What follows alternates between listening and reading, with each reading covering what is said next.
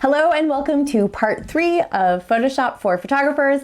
I'm Khara Plicanic, and if you missed part 1 and part 2, grab the finished file from the end of part 2 and you'll be able to jump in and follow along. So in part 2, you learned how to do some distortion transformations. You learned how to colorize and paint in Photoshop and add some simple drop shadow layer effects. And here in part 3, we're going to do more with selections, more with layer masks, and I'm going to show you how to warp things and add type. So let's get started. We're going to be beginning with this picture of my son in his dinosaur costume from Halloween last year.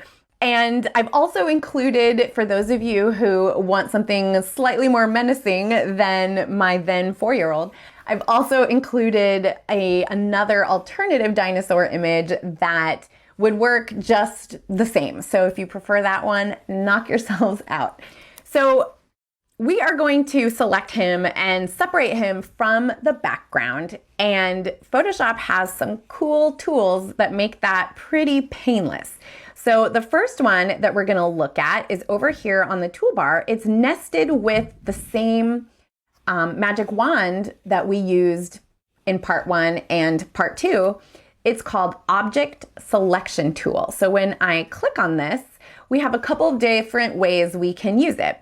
There is actually a button up here in the control panel that just says Select Subject, and we could click on it. And it would do this. So you can see it makes a selection around our subject. And normally, I think this tool actually does a fantastic job, and it's actually most effective with really complicated images like selecting around hair or fur or things like that. In this case, I'm going to deselect this by pressing Command or Control D, and I'm going to just use the actual tool itself over here. And it works just like when we drew with the marquee tools in part 1, it works the same way. So I'm just going to position my cursor over here in the top left edge. I'm going to click and drag to put basically a little box around him. This is useful if you've got multiple objects in a scene and Photoshop might have a harder time knowing which one you want to select. You can basically make a rough selection and then Photoshop will work its magic. So I'm going to select this and I'll let go, and Photoshop will do its magic. And there we have a selection, and it's actually a little bit better than when I just came up here and initially selected Select Subject. But we still need to do some tweaking. Like I said, I think this tool works best on really complicated images, and this one is just not quite as complicated. So we're going to do some fine tuning. And to do that, we're going to come up to the Select menu and choose Select and Mask. So now it's going to pop us into this workspace here. This is the Select and Mask workspace.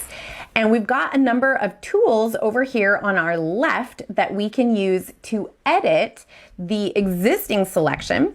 And we have a number of controls over here on the right. So first of all, I should point out that this view mode is right here. So I'm viewing this in Marching Ants view mode, but sometimes depending on what you're selecting, you might want to just view the mask itself or view it on an overlay or on different backgrounds, like maybe on a white background, and you can adjust the opacity. So this is really helpful. I'm going to leave this to just Marching Ants for this example. And also I can zoom in on this the same way I would within the image itself by pressing Command or Control plus. And we can see that the selection did not include all of the little spike plates that are down his back. So to add them in, I'm going to grab this tool right here. And this is the same tool that we find with the Magic Wand family, the Quick Selection tool. And it works like if the Magic Wand and a paintbrush had a baby, it would be this. So it's sort of a magic wand that you brush with. So I'm going to select that. And by default, it will just add to the existing selection. So I can come over here. Let's see, this spike plate right up here is not being included. So I'm just gonna click over it and let go, and you can see Photoshop just added it. So I'm gonna repeat that process for all of these spike plates. We can see we're just adding them in.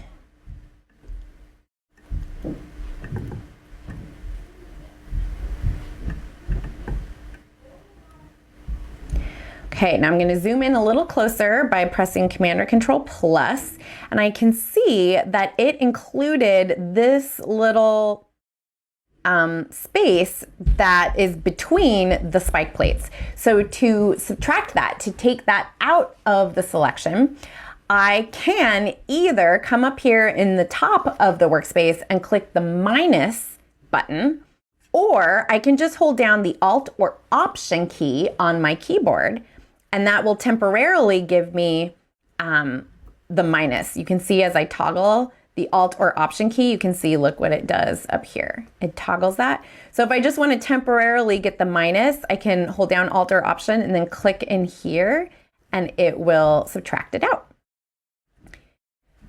So I also want to add the spikes here, and I should point out that the size of our brush can be adjusted right here as well. So that was a very tiny 9-pixel brush. So if you need something a little bigger, you can drag the slider up or down. I need to add these spikes in, so I'm not holding down the Alt or Option key, and I'll just click to get these in place. And then you can see that I'm going to want to subtract this out. So I'll hit Alt or Option again, paint that out.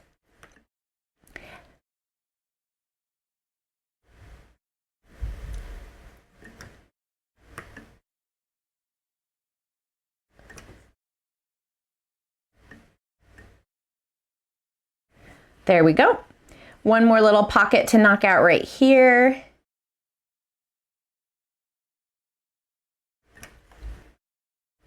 And here.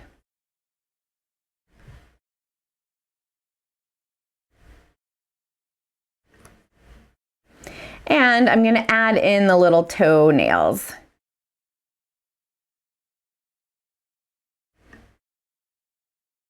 All right.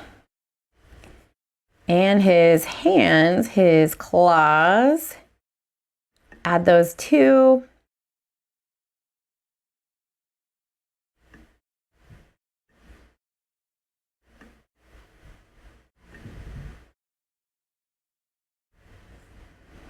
And there we go. So there are a number of other tools over here that we can use in other selections that can be super handy. But overall, the Select and Mask workspace works really well, and it really works best on actually difficult images. So I encourage you to play around because it's pretty cool. Down here at the bottom where it says Output Settings, you could choose how you want to output this selection. And in this case, we're going to just stick with Selection and click OK. All right, but here is our selection.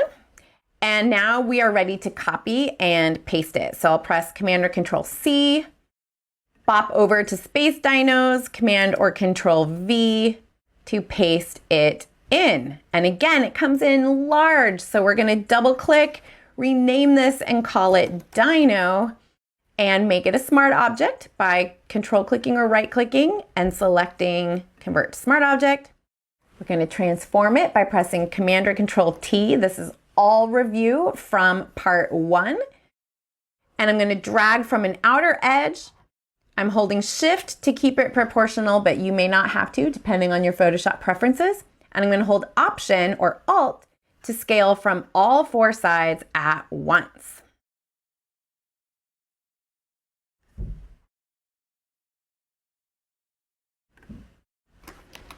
All right, so I'm going to put him in here about yay big and press Enter or Return on my keyboard when I'm happy with that. So now that we have our dino in here, he needs a flag and a flagpole. So we're going to go over to the string image here, and I've still got my object selection tool selected. And this time, let's just come up here and click Select Subject.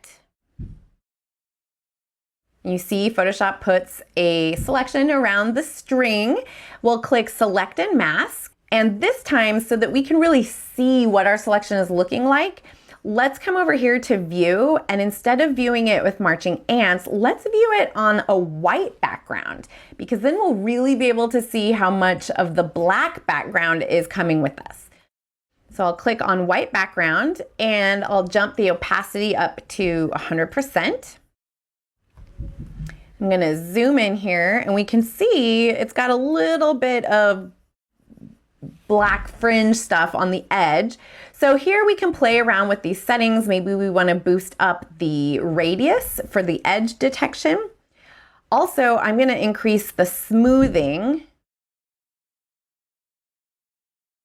and the contrast. There you can see that it's cleaning up this edge. And then finally, I'm going to grab the shift edge and drag it to the left. And that is going to take the existing edge and suck it in. So I think this is going to look just fine for our purposes. I'm going to leave output to selection turned on and click OK. We'll copy and paste, Command or Control C, bop over to Space Dinos and paste, Command or Control V. Again, we'll rename it, double click. So much good review happening, right? Double click, we'll call this flag pole. Make it a smart object by control clicking or right clicking, select smart object, Command T to transform it. I'm going to hover out here so I can rotate this and drag it over here, possibly. Maybe I'll scale it a little too. All right, so about like this, and when I'm happy with it, I'll press Enter. Let's take a look at what's happening with where this is overlapping with our dino's hand.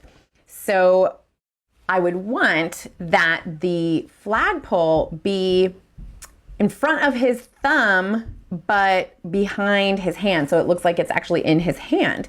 So to do that, layer mask again. So with this flagpole layer active still, we're gonna come down to the bottom of the layers panel and click the Add a layer mask button, and we get that white blank mask again. We will press B to grab our paintbrush. We want to make sure that the brush is a good size and not too hard, or excuse me, not too soft. So up here for the size, I don't know, drag that down to like 10 pixels. 15, and we want the hardness to be 100%. So we got there by clicking right here and then clicking again to close it. And I want black paint on top. So just like we learned in part 2, we can exchange the foreground and background colors by pressing X. And now I'm ready to come over here and just paint this part of the pole so that it appears that it's in his hand. Now, if I go too far and whoops, I paint too much, I can just press X again to get white paint, and then I can paint it back. And if you're familiar with the brush tool, you can use the same keyboard shortcuttings to adjust the brush tool as you work with it. So the left bracket key next to the letter P on your keyboard will make your brush smaller, and the right bracket key will make it bigger. All right, and if I want to, let's say, shave off the bottom piece of the flag as well, I will make sure I've got black paint, make my brush a little bigger with that right bracket key next to the letter P, and just paint that off. Okay, we've got a flagpole. Let's go get a flag. If we come over here to the graph paper image that I shot, we're going to go back to our marquee tool. This time, instead of the elliptical marquee from part 1, we're going to grab the rectangular marquee tool. It works the same way, only it doesn't make circles, it makes rectangles.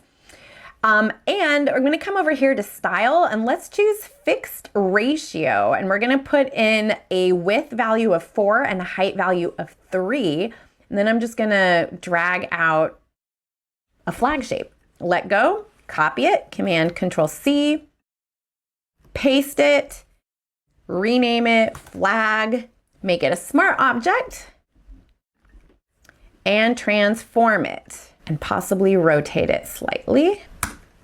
All right, now to just kind of nudge this around, instead of dragging it with the move tool, I'm gonna press V on my keyboard for move. That will grab the very top tool here, the move tool. And now I can just use the arrow keys on my keyboard to nudge this wherever it is that I want to put it. So maybe about there.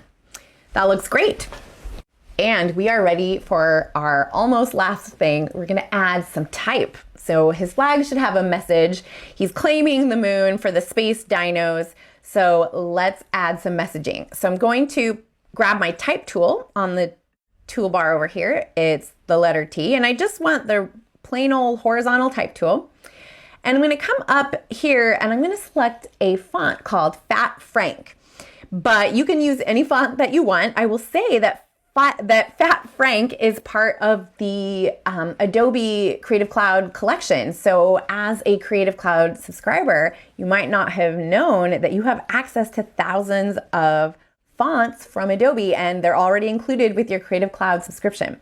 So to find them, you grab your type tool, come up here in the control panel, and then when you click to expand the font drop down here, if you come all the way over here, more from Adobe fonts, and you click on this little Creative Cloud icon, that will take you to the Adobe font website where you can search for Fat Frank or any other font you might want to use. And all you have to do, there's no downloading, there's no installing, there is a slider switch, and you just slide it over to activate, and then you bop back over here to Photoshop and it will just show up in your font list. It's magical.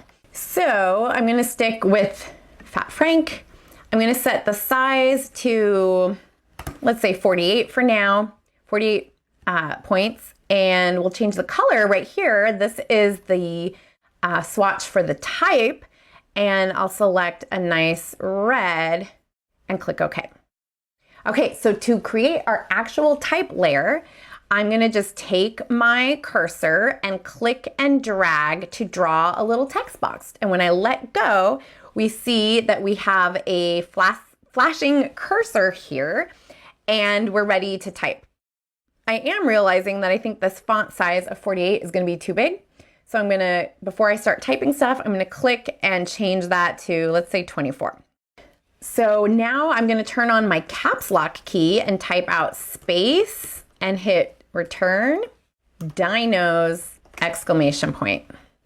And we can see that I've currently got my paragraph alignment set to centered. So you can change this however you want. I would prefer for this to line up and be justified. So I'm actually going to click and highlight just the word space.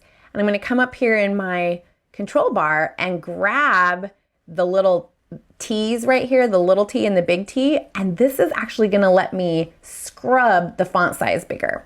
And because I have just the word space highlighted, I can actually just scrub the word space a little bigger.